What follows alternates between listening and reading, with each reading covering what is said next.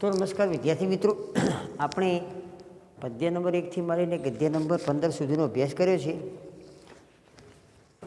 જે આપણને ઘણી બધી શિખામણ આપે છે. તમારે વિદ્યાર્થી મિત્રો જે ગદ્ય અને પદ્ય ચાલ્યા છે એનો સ્વાધ્યાય કાર્ય પણ કરવાનું છે, અને એને અનુસંધાનમાં જે વ્યાકરણ ચાલેલું છે અથવા જે લેખન કાર્ય છે એ તમને જે અસાઇનમેન્ટ દ્વારા આપેલું છે એ પણ કરવાનું છે, અને એમાં વિગતવાર સમજૂતી આપેલી જ છે, અને એ પ્રમાણે આપણે તૈયારી કરવાની છે. ગૃહ કાર્ય એટલે કે સ્વાધ્યાય કાર્ય પણ તમારે કરવાનું છે.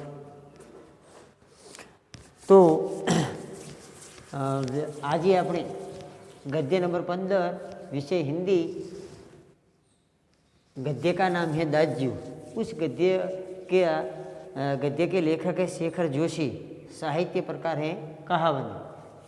तो उस कहानी में लेखक ने दाज्यू कहानी में जब व्यक्ति पढ़ाई छोड़कर श्रम करने लगता है तो उसी समय उनकी जिंदगी यानी कि उनका जीवन कैसा हो जाता है, उन बाल श्रमिक की एक कहानी लेखक ने यहाँ हमारे समक्ष रखी है कि मदन एक पहाड़ी बालक है जो पेट की आग बुझाने के लिए शहर में आकर एक होटल में काम करने लगता है. भोलेपन में जिसे वह अपना दाजू अर्थात यानी कि बड़ा भाई समझने लगता है, वही किस प्रकार एक दिन उसके बाल मन पर आघात कर जाता है, इसका मार्मिक चित्रण लेखक ने इस कहानी में किया है. दाजू यानी कि बड़ा भाई, उसी का अर्थ होता है. तो कथा वस्तु चौके से निकलकर बाई और जो मुड़े साइन वाला बड़े साइन वाला छोटा कैफा यानी कि होटल, वही जगदीश बाबू ने उसे पहली बार देखा था. गोरा चिट्टा रंग, नीली सफाप यानी कि नीली आंखें, सुनहरे बाल लिंग पहचानिए.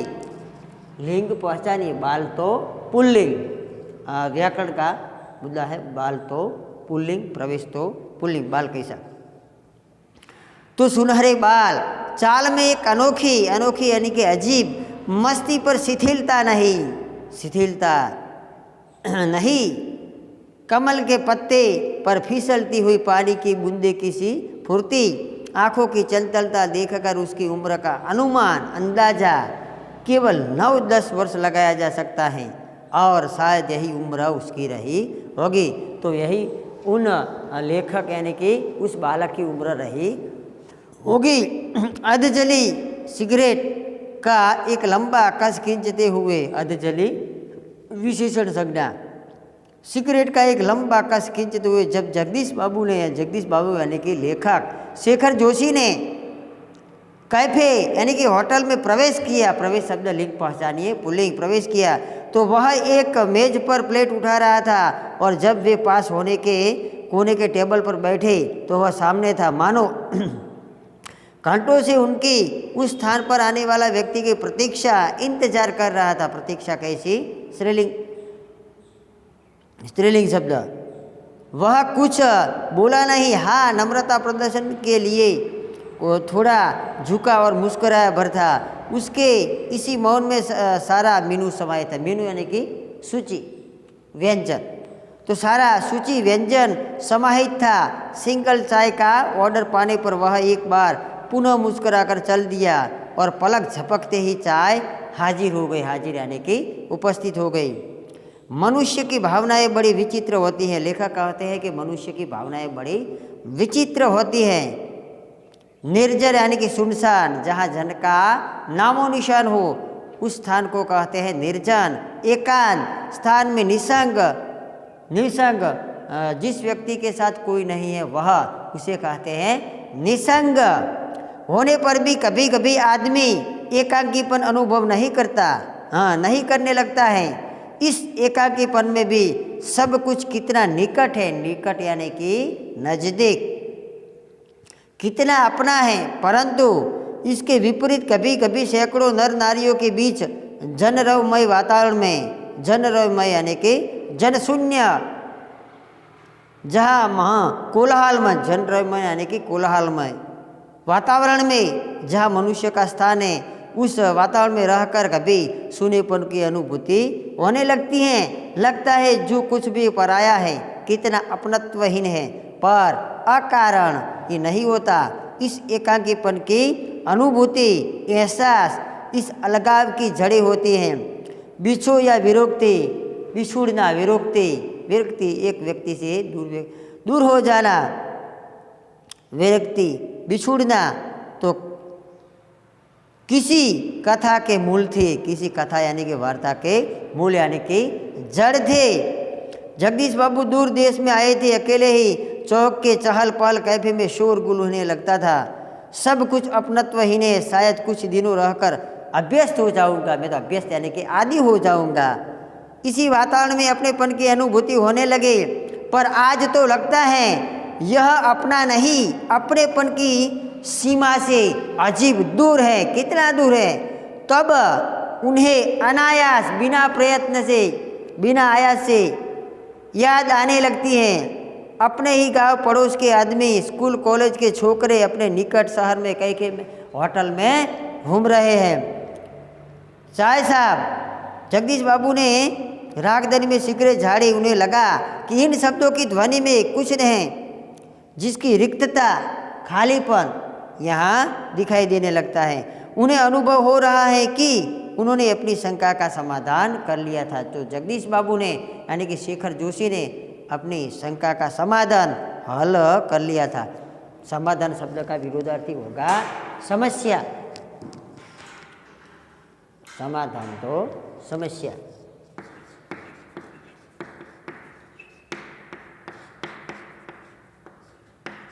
समस्या तो समाधान अथवा हल, समाधान या हल। तो उस समस्या का समाधान भी होगा, हल भी होगा। क्या नाम है तुम्हारा बच्चे? मदन। अच्छा नाम है। तुम कहाँ के रहने वाले हो? पहाड़ का हो बाबूजी। पहाड़ तो सैकड़ों है, आबू, दार्जिलिंग, मसूरी, शिमला, अल्मोड़ा। तुम्हारा गाँव किस पहाड़ में है? इस बार शायद उसे पहाड़ और जिले का भेद फर्क मालूम हो गया।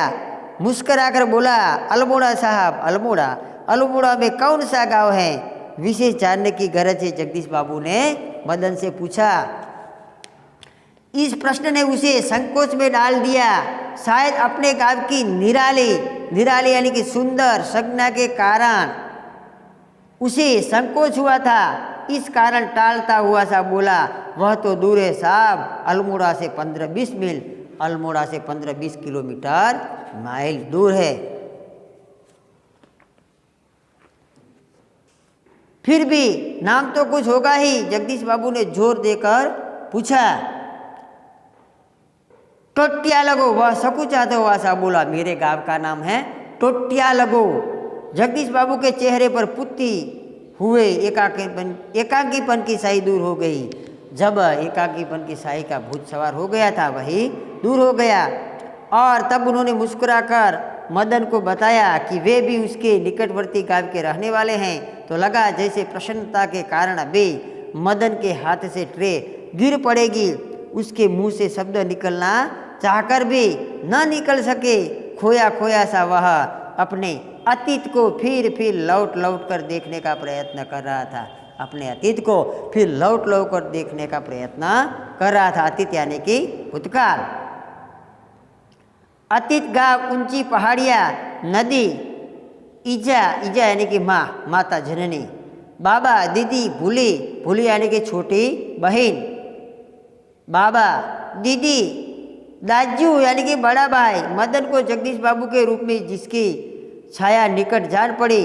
ईजा, नहीं बाबा, नहीं दीदी, नहीं भूली, नहीं दाजू, आ दाजू।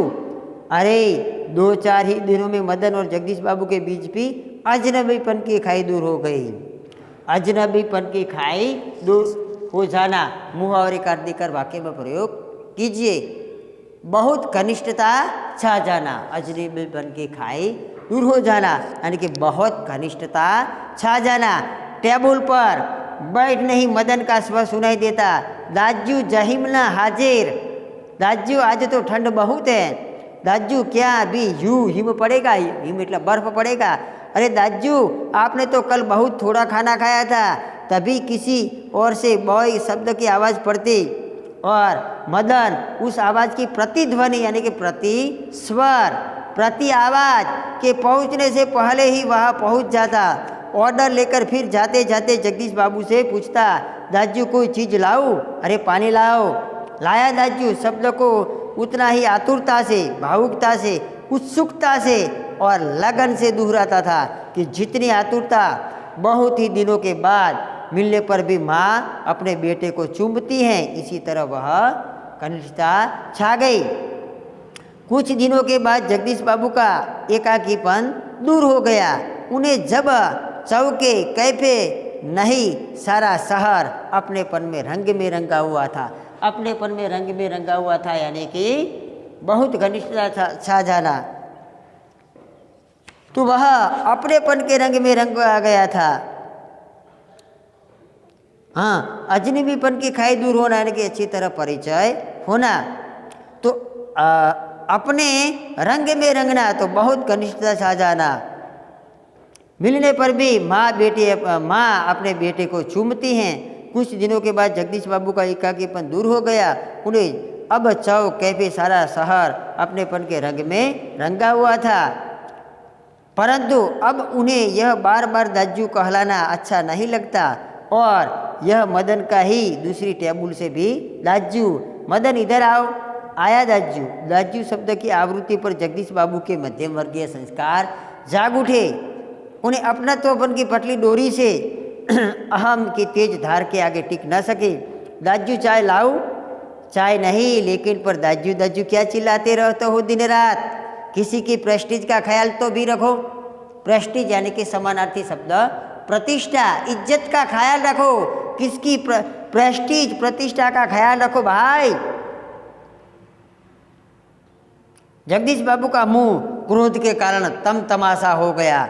मुंह क्रोध के कारण तमतमाशा हो जाना यानी कि बहुत क्रोधित हो जाना। मुहावरे का अर्थ देकर वाक्य में प्रयोग कीजिए।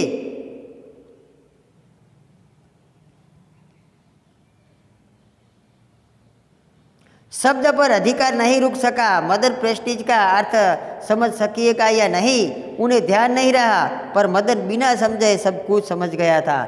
मदन को जगदीश बाबू के व्यवहार में गहरी चोट लगी।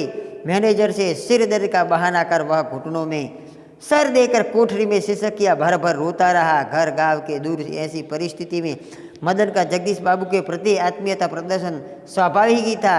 इसी कारण आज प्रवासी जीवन में पहली बार उसे लगा कि जैसे किसी ने उसे ईचा की गोदी से, बाबा की बाहों से और दीदी के आंचल की छाया मुझे बलपूर्वक खींच ली है। परंतु भावुकता स्थायी नहीं होती। वह रो रो कर भर अंतर की घुमड़ती हुई वेदना की आंखों की राह बाहर निकाल कर लेने के मनुष्य ने जो भी निश्चय करता है वे भावुक क्षणों की अपने अपेक्षा के अधिक विवेकपूर्ण होता है। मदन पूर्ववर्त यानी कि पहले जैसा काम करने लगा।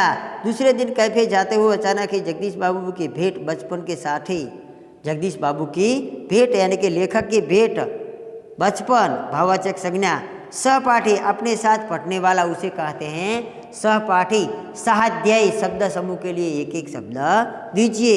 हेमंत से हो गई। हेमंत जगदीश बाबू का सहपाठी था।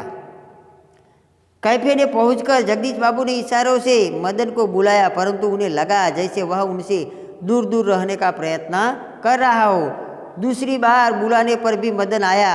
आज उसके मुंह पर मुस्कान नहीं थी। मुस्कान शब्द, मुस्कान कैसी स्त्रीलिंग शब्द, मुस्कान न थी और नहीं उसने क्या लाया दाजू कहा। स्वयं जगदीश बाबू को ही कहना पड़ा, 2 चाय 2 आमलेट लाओ ने भाई। परंतु तब भी लाया दाजू कहने की अपेक्षा, इच्छा, आकांक्षा न थी। लाया साहब कहकर वह चल दिया, मानो दोनों पर अपरिचित हो। अपरिचित शब्द का विरोधार्थी होगा परिचित। शायद पहाड़ियाँ हैं, हेमंत ने अनुमान लगाकर पूछा। हाँ, रूखा सा उत्तर दे दिया जगदीश बाबू ने और वार्तालाप का विषय ही बदल दिया। मदन चाय ले आया था। क्या नाम है तुम्हारा लड़के? हेमंत ने एहसान की गरज चढ़ाते हुए कहा। एहसान, किसी का भला करना, किसी पर उपकार करना। एहसान, उपकार करने की गरज चढ़ाते हुए पूछा। कुछ क्षणों के लिए टेबल पर गंभीर मौन छा गया। टेबल पर गंभीर मौन। मौन यानी कि न बोलना। मौन शब्द का विरोधार्थी होगा वाचाल, मुखर, ज़्यादा बोलने की आदत वाला। ज़्यादा बोलने की आदत वाला उसे कहते हैं मुखर, ज़्यादा खाने की आदत वाला उसे कहते हैं चटोरा। तो मौन रहकर उन्हें जवाब दे दिया। जगदीश बाबू की आंखें चाय की प्याली पर ही झुकी रह गई। मदन की आंखों के सामने विगत स्मृतियाँ घूमने लगे। विगत यानी कि पहले अतीत की, भूतकाल की स्मृति, यादें, स्मरण घूमती रही। गम में वह खोने लगा। जगदीश बाबू का एक दिन ऐसे ही नाम पूछना, फिर दाजू आपने तो कल थोड़ा ही खाया, और एक दिन किसी की प्रेस्टीज का ख्याल नहीं रहता तुम्हें। यही जो शब्द हैं, यही वाक्य हैं, वही मदन के मन में, उनके हृदय में घूमने लगा। जगदीश बाबू ने आंखें उठाकर मदन की ओर देखा। उन्हें लगा जैसे अभी वह ज्वालामुखी सा फट पड़ेगा। ज्वालामुखी सा फूट पड़ेगा मुहावरे कार देकर वाक्य में प्रयोग कीजिए, यानी कि अत्यंत क्रोध में बोलेगा। जगदीश बाबू को लगा कि ज्वालामुखी सा फट पड़ेगा, यानी कि मदन अत्यंत क्रोध में बोलेगा। हेमंत ने आग्रह के स्वर में दोहराया, क्या नाम है तुम्हारा लड़के? बॉय कहते हैं। हेमंत ने, हाँ, मदन ने अपना नाम बॉय बताया। साहब मुझे संक्षिप्त यानी कि न्यून, संक्षिप्त यानी कि संक्षिप्त सा उत्तर देकर वह मुड़ गया। आवेश में यानी कि क्रोध में उसका चेहरा लाल होकर भी अधिक सुंदर हो गया। क्रोध के कारण चेहरा लाल होकर भी अधिक सुंदर हो गया। तो विद्यार्थी मित्रों, एक एक वाक्यમાં પ્રશ્નોના જવાબ, સવિસ્તર પ્રશ્નોના જવાબ અને આ પાઠમાંથી ગદ્યમાંથી जगदीश बाबू ने मदन को दाजू कहने पर क्यों डांटा, दाजू कहानी में बाल मन की संवेदना का मार्मिक चित्रण हुआ है, समझाइए। आ प्रश्न दर परीक्षा में पूछाय है। इस गद्य के आधार पर निबंध पूछाय है, परिश्रम का महत्व और परिश्रम का जीवन में महत्व। तो आओ निबंध पर तमारे तैयार करवानो और स्वाध्याय पण पूરું करवानुं छे। बराबर। जय हिंद, जय भारत।